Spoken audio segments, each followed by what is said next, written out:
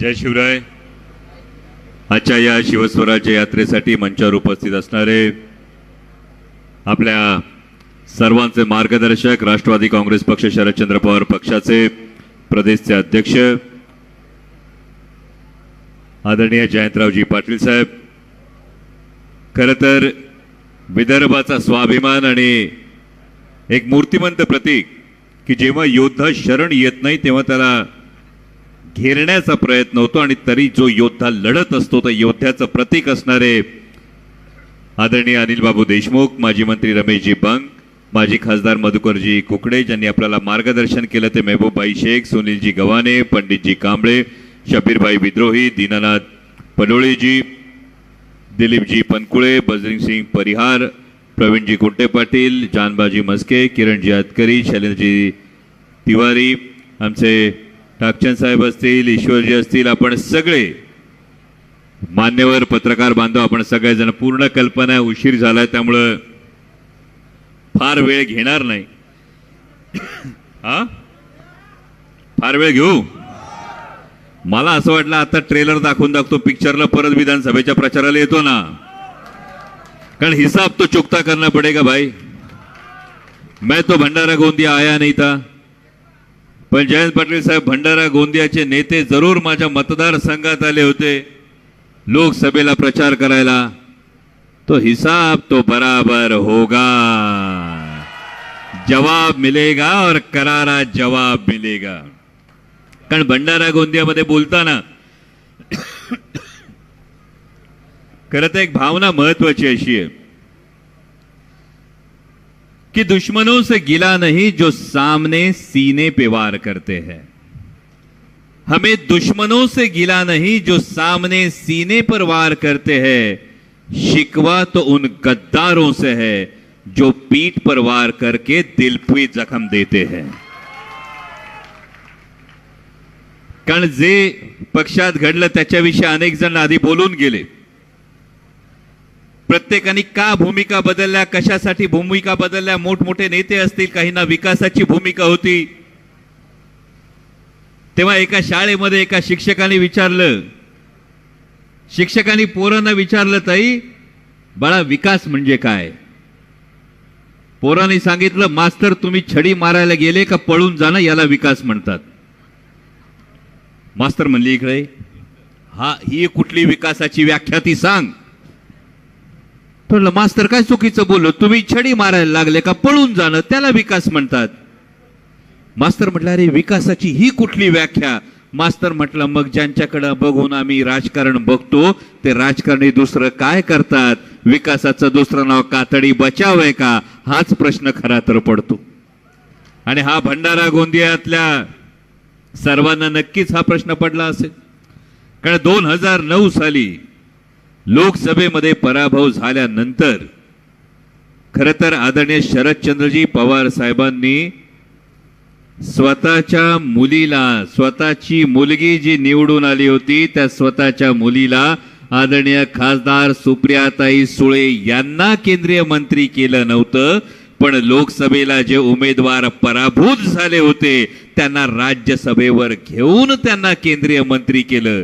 आणि जेव्हा संघर्षाच्या काळात अशा पद्धतीनं जेव्हा बोट सोडलं जातं तेव्हा आताच ज्या छत्रपती शिवाजी महाराजांचा जयघोष झाला त्या छत्रपती शिवाजी महाराजांचा एक इतिहास आहे. या इतिहासामधलं एक उदाहरण फक्त देतो. एखादी मोहीम फसली, महाराजांच्या सगळ्याच मोहिमा 100% यशस्वी झाल्या. कधी कधी एखाद्या सरदाराला एखादी मोहीम दिली, एखादी मोहीम फसली सुद्धा. म्हणजे जंजिरा घ्यायला लाय पाटील गेले, लाय पाटलांनी शिड्या लावल्या पण मोरोपंत पिंगळे तेव्हा पोहोचू शकले नाही, जंजिरा आला नाही. पण महाराजांनी मोरोपंत पिंगळ्यांना शासन केलं नाही. महाराजांनी समज दिली की चूक होऊ शकते. पण जेव्हा खंडोजी खोपड्याने गद्दारी केली तेव्हा एक हात आणि एक पाय कलम केला. कारण स्वराज्यात एक वेळ चुकीला माफी होती पण गद्दारीला महाराष्ट्र माफ करत नाही.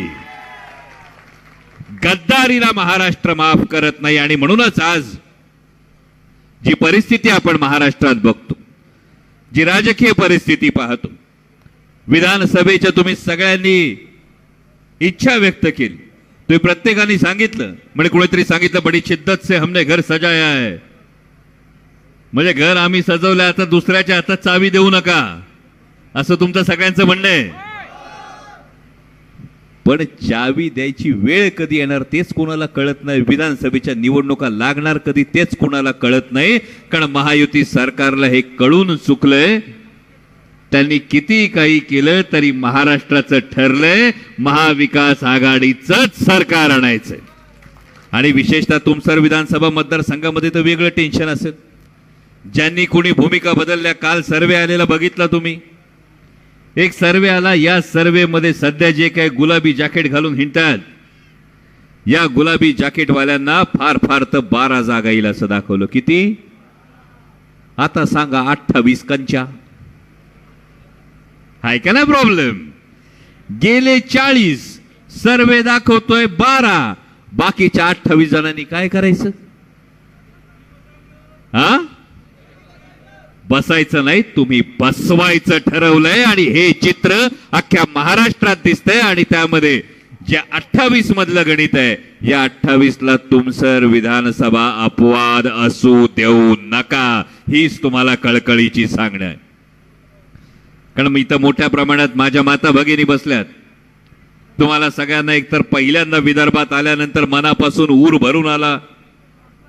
कारण लोकसभा निवडणुकीच्या वेळी एक प्रश्न निर्माण झाला होता की हा महाराष्ट्र या तोडाफोडीच्या पैशाच्या राजकारणाला बळी पडणार की स्वाभिमानाच्या बाजूने उभा राहणार. आणि विदर्भानं 12 पैकी 11 जागी महाविकास आघाडीचे खासदार निवडून दिले. तो स्वाभिमान तुम्ही जपलात, त्याबद्दल तुमचं मनापासून आभार मानतो. आणि त्यामुळे आता ज्या काही योजना येत असतील तुमचं यश आहे. कारण लोकसभेला मतांची झाली कडकी म्हणून बहीण झाली लाडकी, हे आपल्याला माहिती आहे. लोकसभेला मतांची झाली कडकी म्हणून आता बहीण झाली लाडकी. पण हे सगळं गणित होत असताना, एवढं सगळं करून सुद्धा, म्हणजे आता जवळपास 40वा विधानसभा मतदारसंघ असेल. आदरणीय जयंत पाटील साहेबांच्या नेतृत्वाखाली शिवस्वराज यात्रा निघाल्यापासून 39 मतदारसंघांमध्ये जे वातावरण आहे ते हेच आहे की महाविकास आघाडीचं सरकार येणार. ही काळ्या दगडावरची रेग आहे. आणि जेवढी गर्दी इथं आत आहे तेवढीच गर्दी बाहेर आहे. यावरून कळते, तुमच्या बाहेरच्यांसाठी बोलतोय, जेवढी गर्दी आत आहे तेवढीच गर्दी बाहेर आहे. यावरून हे कळतंय का तुमसर विधानसभेचं सुद्धा ठरलंय महाविकास आघाडीचाच आमदार निवडून द्यायचा आहे. तुतारी वाजवून विजयाचा नाद करायचा आहे. कारण या सभागृहात जयंत पाटील साहेब खरं तर 2019ला आलो होतो. 19ला आलो होतो तेव्हापेक्षा जास्त गर्दी. आणि म्हणून मला कळलं, मगाशी महबूब भाई म्हणाले गर्दी जास्त आहे. म्हणजे 2019ला आलो होतो तेव्हा मंचावर आमच्या बरोबर राष्ट्रीय नेते होते. राष्ट्रीय नेते असताना गर्दी कमी होती. मंचावरची कदाचित गर्दी कमी झाल्यामुळे खाली लोकांची गर्दी वाढली. आणि ही जी माणसं आली, तुमचं मनापासून कौतुक यासाठी करतो की आमदार नाही, मंत्री नाही, कोणी राष्ट्रीय नेता नाही, असं असताना ज्या निष्ठेनं तुम्ही येता, ज्या स्वाभिमानानं तुम्ही येता, या महाराष्ट्राला आता दाखवून दिलंय, या महाराष्ट्राला आता ठरवलं, येणारी विधानसभेची निवडणूक ही केवळ आमदार निवडून द्यायची निवडणूक नाही. येणारी विधानसभेची निवडणूक ही महाराष्ट्राचा स्वाभिमान राखण्याची निवडणूक आहे. कोणी आलं, ताई तुमच्या घरात आलं आणि तुम्हाला सांगितलं कुकर विकत घेतो, पैसे देतोय, कुकर विकत घ्या, द्याल का? ज्याच्यात पीठ मळतात ती परात विकत घेतो, पैसे आहेत माझ्याकडे, परात द्याल का? जर परात देणार नाही, कुकर देणार नाही, तर 1500 रुपयात स्वतःचं 5 वर्षाचं भवितव्य कसं द्याल? याचा एकदा फक्त विचार करा. महाराष्ट्र हा विकला जात नाही, तो विकला जाणार नाही, हे आपल्याला आता ठणकावून सांगायचं. मगाशी कोकणच्या भूमीचा उल्लेख झाला. ती खरी परिस्थिती काय? म्हणजे आता तुम्ही बघितलं, सिंधुदुर्गामध्ये छत्रपती शिवाजी महाराजांचा पुतळा हा कोसळला. बातमी वाचली. छत्रपती शिवाजी महाराजांच्या पुतळ्याच्या कामात सुद्धा जे सरकार भ्रष्टाचार करतं छत्रपतींशी गद्दारी करणाऱ्या या महायुतीच्या सरकारला महाराष्ट्र माफ करणार नाही.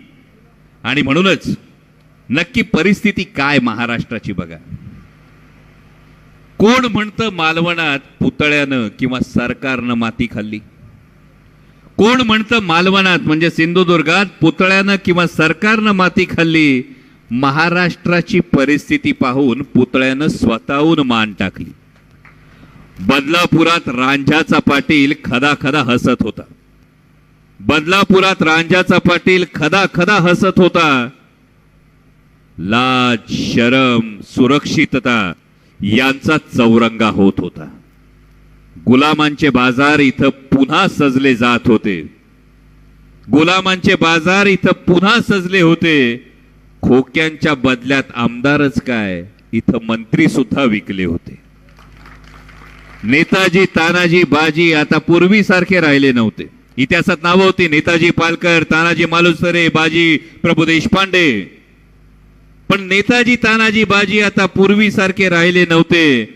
निष्ठा, विश्वास, स्वाभिमान यांचेच कडेलोट झाले होते. कधी काळी दिल्लीला डोळे दाखवणारा महाराष्ट्र आज निमूट गुडघे टेकत होता. आठवा तो आग्र्याच्या दरबारातला प्रसंग. छत्रपती शिवाजी महाराजांनी दिल्लीपतीला डोळे दाखवले होते, पण कधी काळी दिल्लीला डोळे दाखवणारा महाराष्ट्र आज निमूटपणे गुडघे टेकत होता. महाराष्ट्रातलं पान सुद्धा हलवायला आता दिल्लीचा आदेश लागत होता. इथं स्वार्थासाठी, सत्तेसाठी महाराष्ट्र धर्माला तिलांजली दिली. इथं स्वार्थासाठी, सत्तेसाठी महाराष्ट्र धर्माला तिलांजली दिली. म्हणूनच निराशेनं आणि शर्मेनं, पुतळ्यानं नाही, महाराष्ट्राच्या स्वाभिमानानं मान टाकली. विचार करा, शेतकऱ्याच्या शेतमालाला भाव नाही, तरुणांच्या हाताला काम नाही, महिला महाराष्ट्रात सुरक्षित नाही. आणि असं असताना सरकार फक्त सत्तेसाठी चिकटून राहिलंय म्हणून महाराष्ट्राच्या स्वाभिमानानं मान टाकली. पण शपथ आहे शिवछत्रपतींची, पण शपथ आहे शिवछत्रपतींची पुन्हा महाराष्ट्र धर्म जागवण्याची, रयतेचं राज्य साकारण्याची आणि स्वाभिमानी महाराष्ट्र पुन्हा नव्यानं घडवण्याची. स्वाभिमानी महाराष्ट्र पुन्हा नव्यानं घडवण्याची. आणि हा स्वाभिमानी महाराष्ट्र घडवत असताना तुमसर विधानसभेचा आमदार सुद्धा महाविकास आघाडीचा, राष्ट्रवादी काँग्रेस, शरदचंद्र पवार पक्षाचा असेल, याची जबाबदारी तुमच्या प्रत्येकाच्या खांद्यावर सोपवतो आणि रजा घेतो. धन्यवाद. जय शिवराय.